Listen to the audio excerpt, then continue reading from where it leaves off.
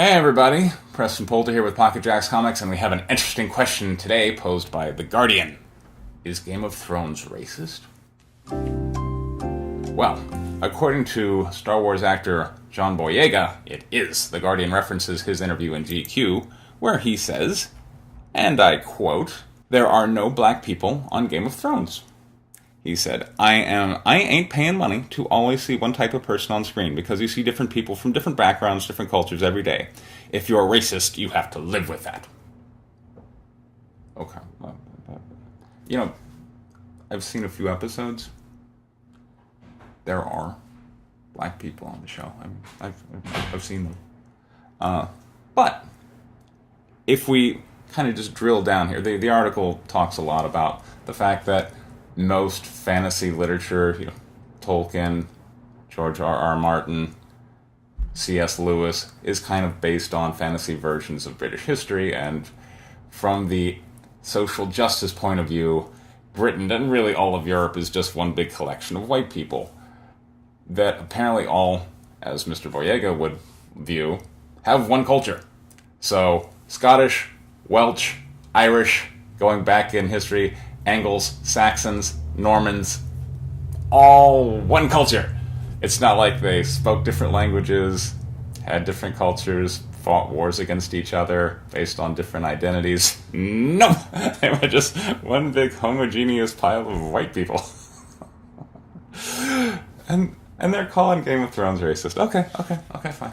So, but fortunately, the Guardian finds a way out. We consult an expert here on whether something is racist or not. We end up calling up a columnist for The Root, Michael Harriot, who explains. I'll just read you what it's. You don't want to miss this stuff. The beautiful part about the show is that it is reflective of the real world, says Michael Harriot, columnist for Afrocentric online magazine The Root and co-host of YouTube fan show Dem Thrones. Daenerys is basically the embodiment of white privilege. She is inches away from becoming the most powerful woman in the world simply because someone gave her dragons at birth. As a black person, if this upset me, then I would also be upset with every historically accurate show about politics, war, society, and culture. So we're giving it a pass so far because it accurately reflects white privilege in the form of dragons. I didn't expect to go down this particular rabbit hole, but all right, we're diving in. Let's see what we got. Harriet's Thrones love has extended as far as outlining his alternative reading of the show with an all-encompassing analogy for white America circa the 2016 election. Daenerys is Hillary Clinton, the Lannisters are the Trumps, dragons are white privilege, and the blue-eyed devil White Walkers are the alt-right. There you go. See, with this Afrocentric root interpretation of Game of Thrones, now we realize it's not racist. So, and it's been given a pass. Fantastic. Thank you so much, Guardian. You can go back to watching the show now. You just have to understand the White Walkers are the alt-right, and the dragons should be called white privilege. Because.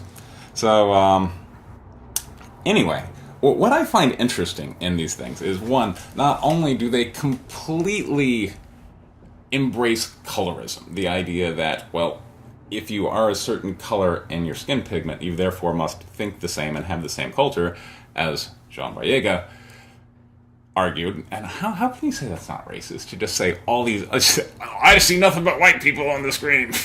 They all got the same culture. I'm like, they do? Really? They do? So me and the Greeks and the Scandinavians and the Italians and the Germans and the Russians, we all got the same culture? All of us? Wow! Talk about, woo! He's black though, so he can't be racist, according to probably Afrocentric guy they asked from The Root.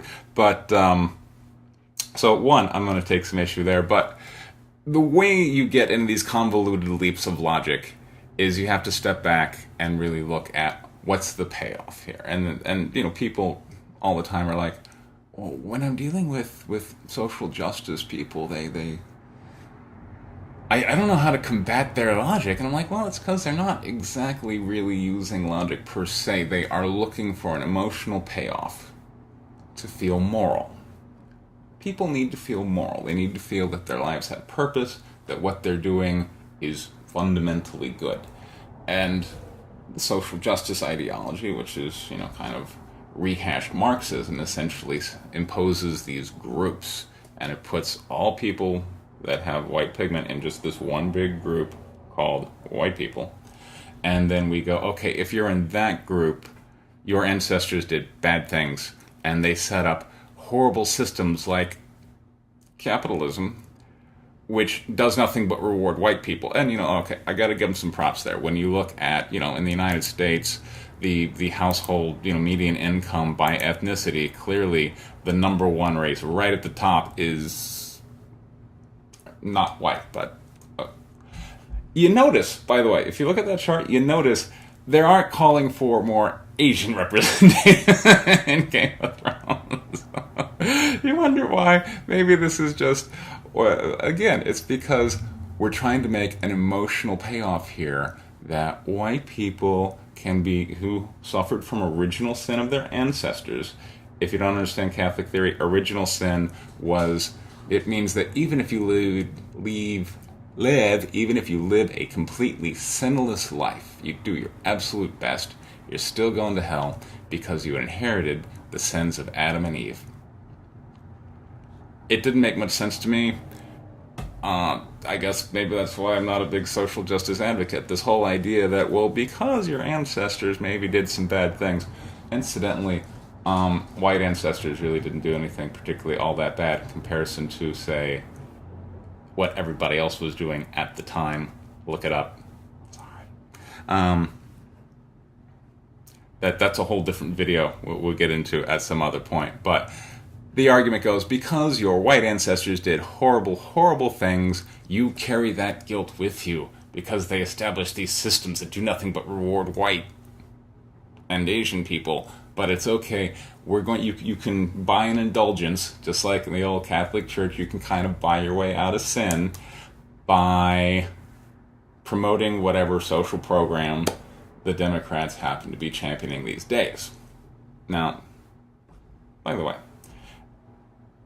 we've been, the Democrats have chosen black people as their favorite ethnicity that they want to give all this government largesse to in order to help them out. Has it? Does no one ever ask, gee, how do these programs work?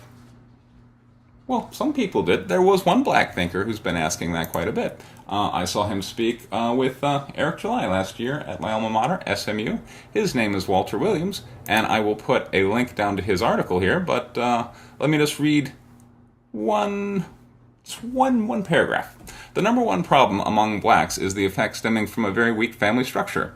Children from fatherless homes are likely to drop out of high school, die by suicide, have behavioral disorders, join gangs, commit crimes, and end up in prison. They are also likelier to live in poverty-stricken households. But is the weak black family a legacy of slavery? In 1960, just 22% of black children were raised in a single-parent family. 50 years later, more than 70% of black children were raised in single-parent families. Here's my question. Was the increase in single-parent black families after 1960 a legacy of slavery? Or might it be a legacy of the welfare state ushered in by the war on poverty? Well, that's an excellent question, Walter Williams asked. There's a link to his article down in the description. But, essentially, if we look at how well the government programs that are supposed to bring about social justice and harmony and that basically we're paying the indulgences to make up for all our white privilege, how have they panned out? Not well at all. And if you look at the hardcore Democratic strongholds where, the Democrats been running stuff for generations, Detroit, Los Angeles, Chicago, San Francisco, which now has a slum which is, according to slum experts, bigger than, I think worse, it's described as worse, not big, worse than the one in India and Brazil. No, all their government solutions haven't combated these problems. And that's the thing. The social justice advocates aren't interested in solving the problems. They're interested in feeling better about themselves. So if they acknowledge, they want a confessional to pray to a priest, hopefully a black priest, so that they can, score their social justice points and say, I'm so sorry, so that they can get an indulgence, so that they can now go out and hang out with other white people and say, see, look, I have social justice points, which makes me better than you, makes me more moral, which is what this whole argument is about. So, long story short, social justice advocates can rest easy knowing that Game of Thrones is not racist, not only because it has black characters, but also because you can interpret the alt-right to be the White Walkers. So, sorry, John Boyega, you're simply wrong. Take care. Oh, incidentally, I've got a project going right now, White Lily, which was the aviator call before you get it was the aviator call sign of the #1 female combat pilot in world history. I'm sorry, that was just what she chose. That's what she chose. Sorry. Don't mean to get all colory again. But my comic book, when people look at it, like, but it's a bunch of white people. Like, well, they're Russian, Polish, Ukrainian, German, or you can just look at it as a bunch of white people, although they all spoke different languages, waged war, the same stuff. So I got a Kickstarter for that coming up, issue 3, so there's a link for that also down in the description. I encourage you to check that out. If you like this video, please like, subscribe, share with your friends. Thank you very much. Take care.